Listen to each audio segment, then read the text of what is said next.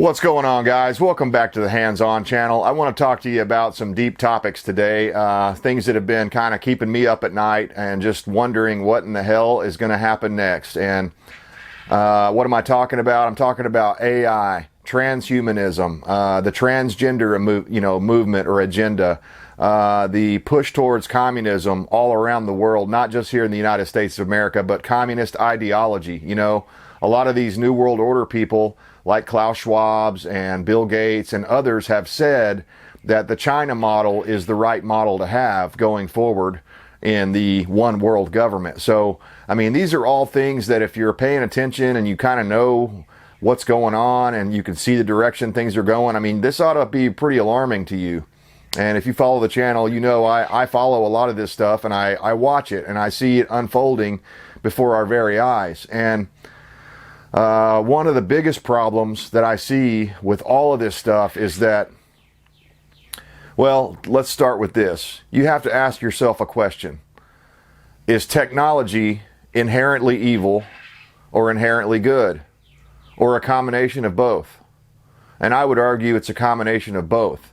It depends who programmed that technology. Because right now, and I don't see any signs in the near future that they're going to have actual sentient AI that has a conscience or anything like that. It's just acting on whatever the inputs that are provided. It does whatever it's told to do based on the parameters that are defined by the human being that's installing these things, right? So if someone wants to make it do certain things, then they're going to obviously program it that way. I'm not a programmer. I don't write code or anything like that. I don't understand all of that stuff, but that's the best way I can break it down in layman's terms, is that the machine is only doing, the technology is only doing what the human beings that designed it, that wrote the code, told it to do. So there is no sentient AI yet, and hopefully that never happens. I don't believe that's even possible, because in my belief system that, you know,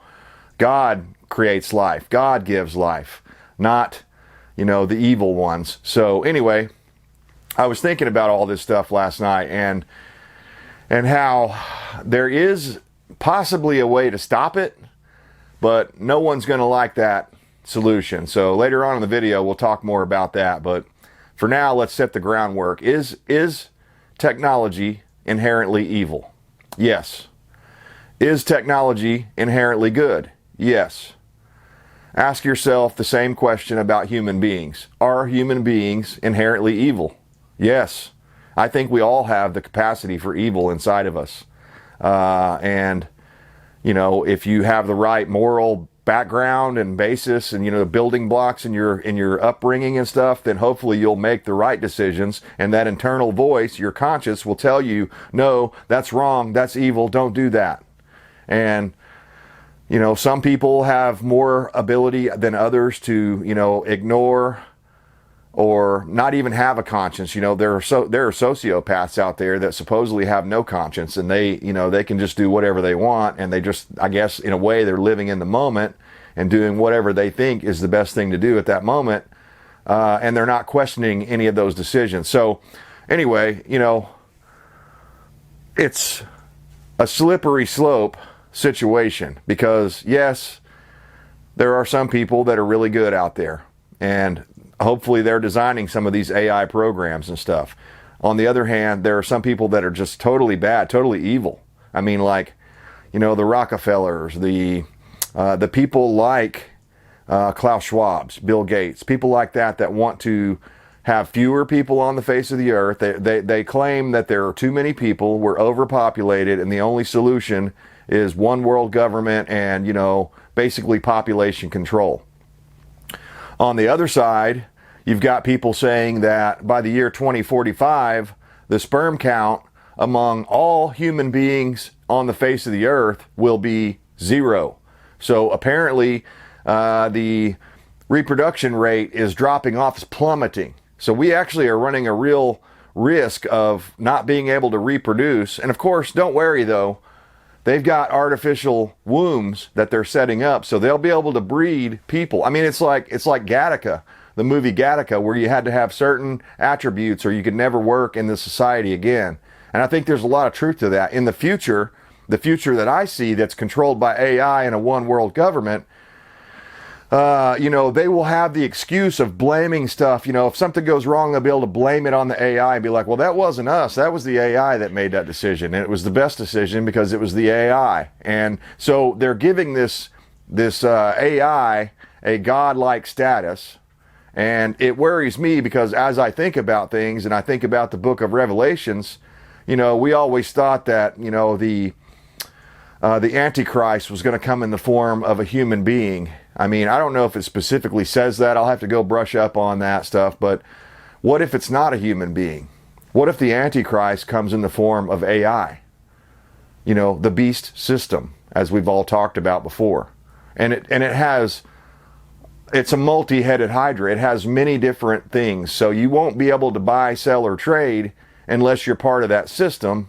And it could go as far as actually having to have implants put in your brain like Neuralink and stuff like that to even be able to function in the modern, the future society that we're facing. And when I hear that, that's terrifying to me. It's a dystopian nightmare. It's a place where you're a permanent digital slave and you can never escape that situation. You can't escape that system. It really is. It's like the Matrix as well. People will be choosing to plug themselves into the Matrix rather than being out in the real world, which they don't want to face because, one other thing I want to talk about is human beings. I think it's in our nature. All of us are inherently lazy to some degree, and there is the thing called the 7 deadly sins and, sloth and greed. And I don't remember all of them, but, we're prone to those sorts of things. A lot of us, if we could, have piles of money in the bank and not ever have to lift a finger, that's what we would choose rather than going out and working hard and, having to do the same things all the time, every day. There's a monotony to it and all that stuff, So, I mean, I get it. I'm guilty of being lazy sometimes too. No doubt about it. So, with that being said, every bit of this technology that's coming along, it seems to me, is designing a system where human beings will be able to be as lazy as they want to be. There will be a universal basic income, so there'll be no drive to go out and create new things or anything like that because the AI will create everything. I see a future where humans, no longer write novels, where we no longer make movies or music or anything like that. It's all done by the AI because it's cheaper, it's easier, it provides people an ability to be lazier. They don't have to write that script now or that song or spend that time practicing the guitar and learning how to sing and stuff, right? When you can just punch in a button of what parameters you want on ChatGPT and it can create just exactly what you want. So there's a real risk right now of losing our humanity. I think we're on the verge of losing our humanity. And I want to give credit to somebody that I've been following for a long time, and I highly suggest you go and check out his work.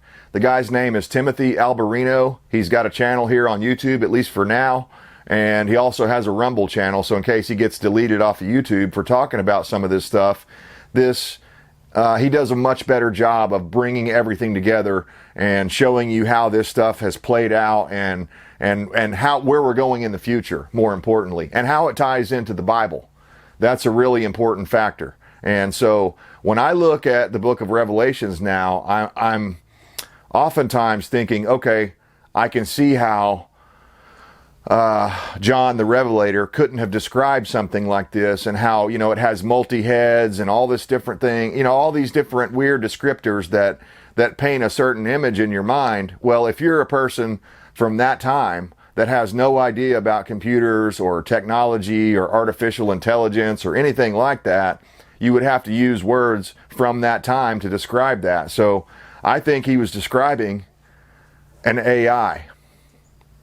And so when I hear this stuff about like ChatGPT going online and others, there's lots of others. ChatGPT is the famous one that we all know about, but there are many, many others that we don't know about. Like, which one is the Pentagon running? Which one is the, deep state running? I don't know. You could go on and on and on. And the argument is if we don't do it China will do it, and then they'll be able to beat us on the battlefield in every single battle if we don't have AI. I mean, the picture that Timothy Alberino was painting was that it would be an entire robotic battle force, a battlefront, you know, so all of your pilots, all of your tank drivers and machine operators and stuff like that will not be needed anymore.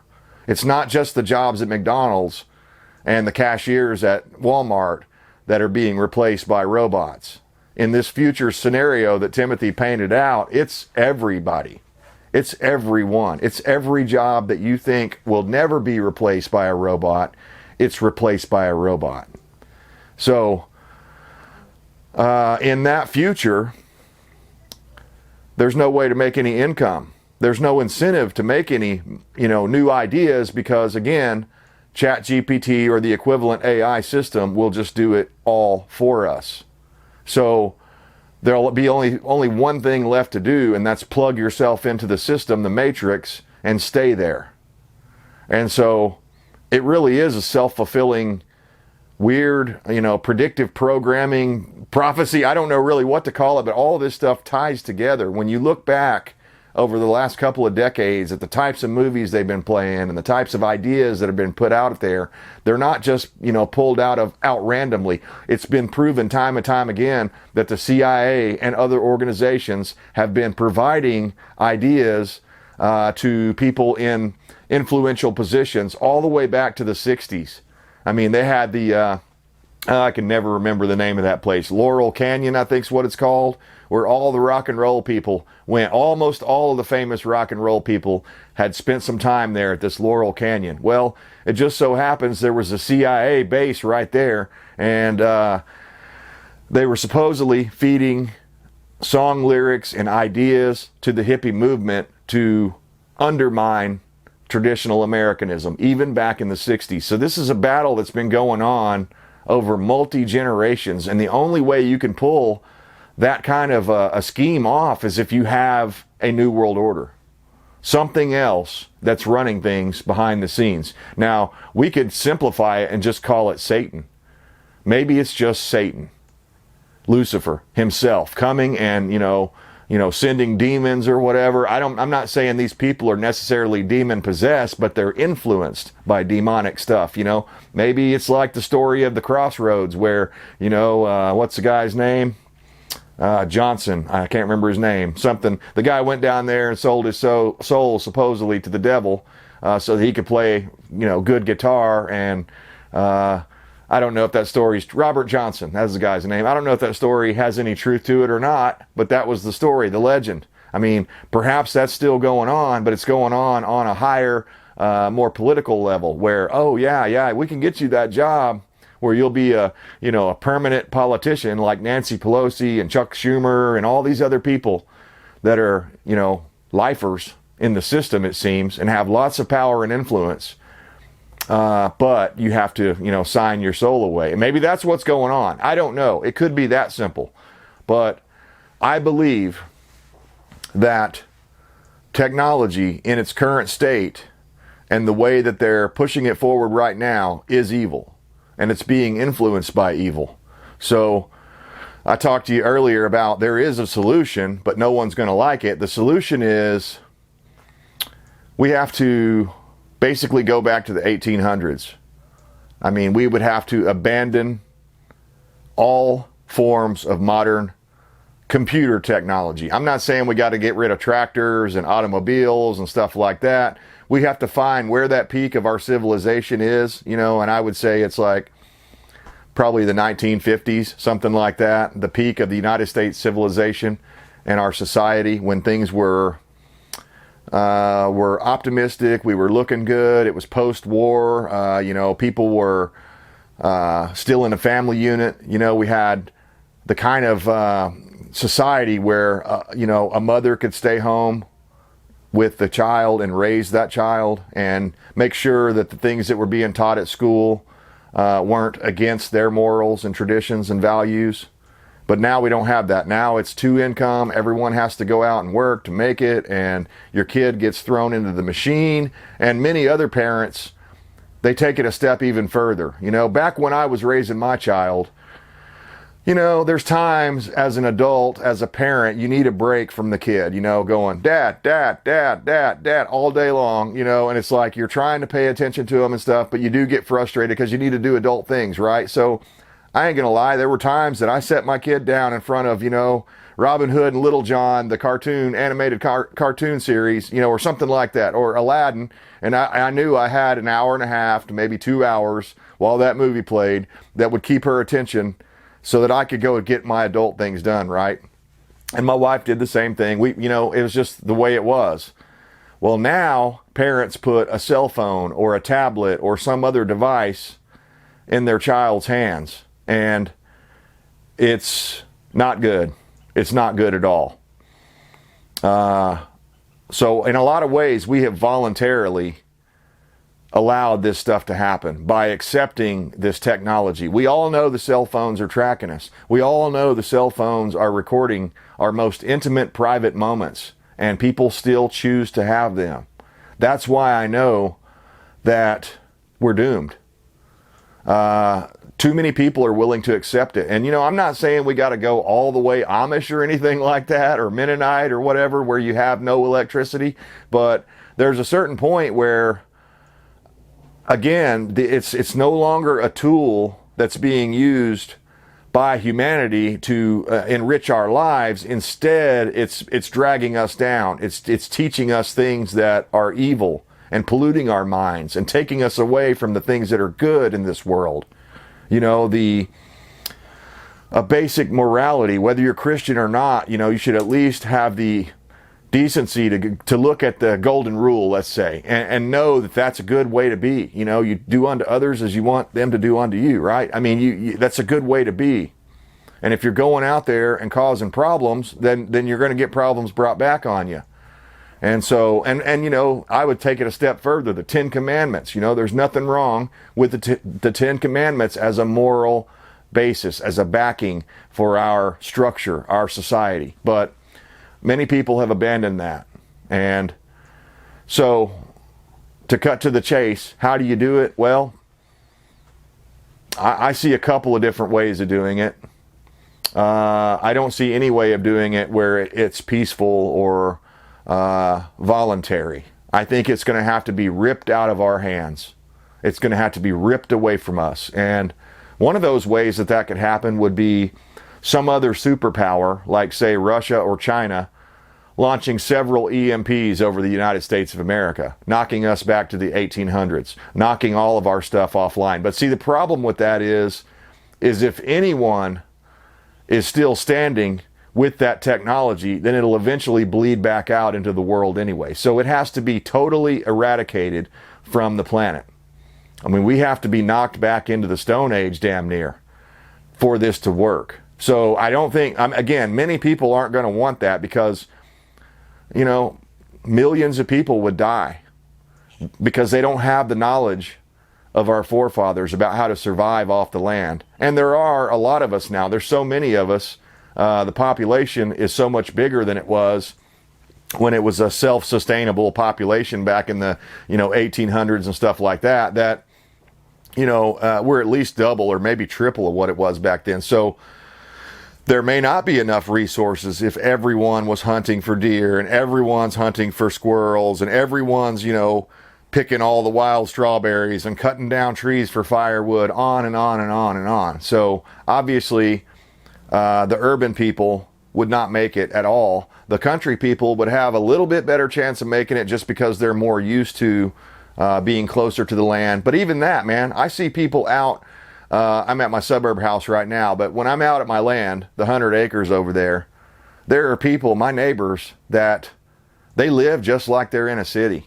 I mean, they could be living in a city because they're not utilizing their land at all. So just because you think you're in the country and you think everybody else is of that mindset, it's not true. Not very many people have the desire to be self-reliant or to live off their own land and stuff like that. So, you know, I mean, I don't know. I think the real answer is to resist all of this stuff and not use it. You know, I mean, I don't have the ability to make Xi Jinping or Vladimir Putin launch EMP attacks on the United States. But what I do have the ability to do is say, no, I'm not going to use ChatGPT. I'm not going to use these other systems, even though everyone else is using them.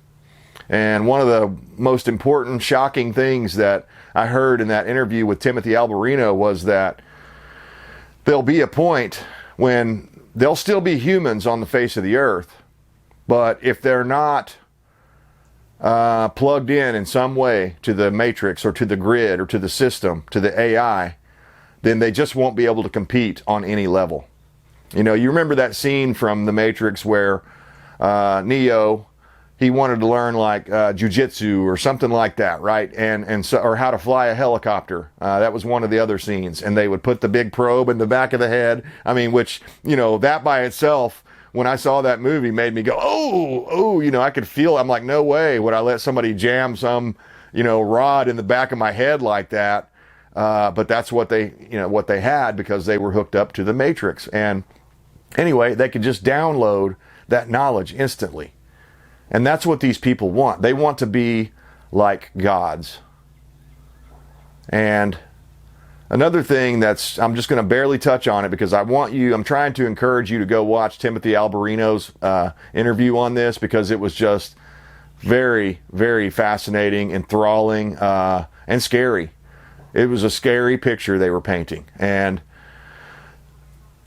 basically what this is about and how it ties into evil and Satanism and stuff like that is that it seems like, from my reading of the Bible all along, you know, from the Garden of Eden story, when the snake is trying to tempt Eve, he's promising her that she could be like the gods and have godlike knowledge and live forever. I don't know if the snake promised that or not, but that's what these people that are in charge now are promising.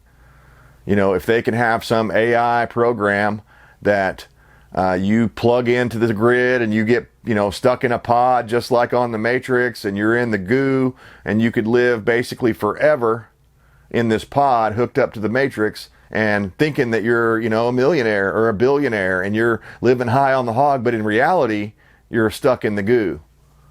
That's what I think they want. So anyway, what Timothy Alberino was saying is that this is all about usurping the dominion that God promised us over the earth, humanity. He promised humanity we have dominion over the earth. And the less human we become through transhumanism, the less dominion we have over this earth. And there's a lot of scary things going on right now, guys. So I advise you, anyone that's still listening to this video, stay away from it. Do not accept it. Remain human. Remain loyal to the promise that God has made to you, that you have dominion over this earth. And even when you get left behind, or you're feeling like you're being left behind because of technological advancements that might give you an edge in thinking or physical fitness or any of those sorts of things, or longevity, just remember that's not part of God's plan. That's part of Satan's plan. The New World Order. It promises a one world government before the end days. It promises people that can, you know, this person, the Antichrist, that's going to come back and be able to make miracles happen. I believe more and more that is AI. And maybe what it is, maybe it's the like a singularity type of an event where, or maybe I'm using the wrong word, but maybe it's the merging of artificial intelligence with human biology. Maybe that's what it'll be. Maybe it won't be AI by itself. Maybe it'll be a human with, you know, mostly artificial implants and stuff like this, that's able to master that world and make what appear to be miracles happen. But I don't know. These are things that keep me up at night, because I'm like, man, I can fight back against, you know, another Great Depression by growing my own food and by stocking up now and stuff like that. and learning, firearms training and stuff like this and combat training and learning how to defend myself and my family. But what I can't do is fight back against everyone in the system almost adopting this new idea, this new think of live forever, be like gods, have artificial intelligence not only online but inserted into your body somehow. The mark of the beast comes to mind. You won't be able to buy, sell, or trade at some point unless you have either the Neuralink or whatever Google's version of it'll be or whatever. I think you get the point of it. So I'm going to provide a link down in the description to this video that's just lit a firestorm in my mind. Go check Timothy Alberino out here on YouTube. Subscribe to his channel. Check it out, man. He's got a lot of really fascinating content. He's a great speaker. He really explains things in a way that I think very few people can do. So I highly recommend you go check that out. Let me know what you think about all this. Is there any other way? I mean, maybe the right kind of computer virus could achieve the same effect as an EMP if somebody out there could come up with the right computer virus that would just, basically wipe out our computer technology. And maybe we don't have to go back to the 1950s, but maybe we need to go back to like the 1980s where computers just weren't even in everyone's home and things like this. And certainly it didn't give the government the ability to track everyone like they do now and monitor everyone and stuff like this. I'm telling you guys, it may seem harmless, these cell phones and these, just different modern electronic technological conveniences that we have, but they are robbing you of your humanity. And I think that's a pretty big deal. So please go check out Timothy Alberino's channel and hit me up down in the comments if you want to further this discussion. This is just things that to me, I've hesitated to make this video because I'm not an expert in it. I'm just learning about all this stuff, and especially the AI and things like that. I don't know very much about that at all, but I do know we're in deep, deep trouble. And especially if things don't change directions really soon. So appreciate you guys tuning in. Hang in there. Let me know what you're doing right now to stock up, prepare yourself, and prepare yourself for the collapse of everything. Because before they can roll out AI as our savior, they have to collapse everything. So I think that's what's coming.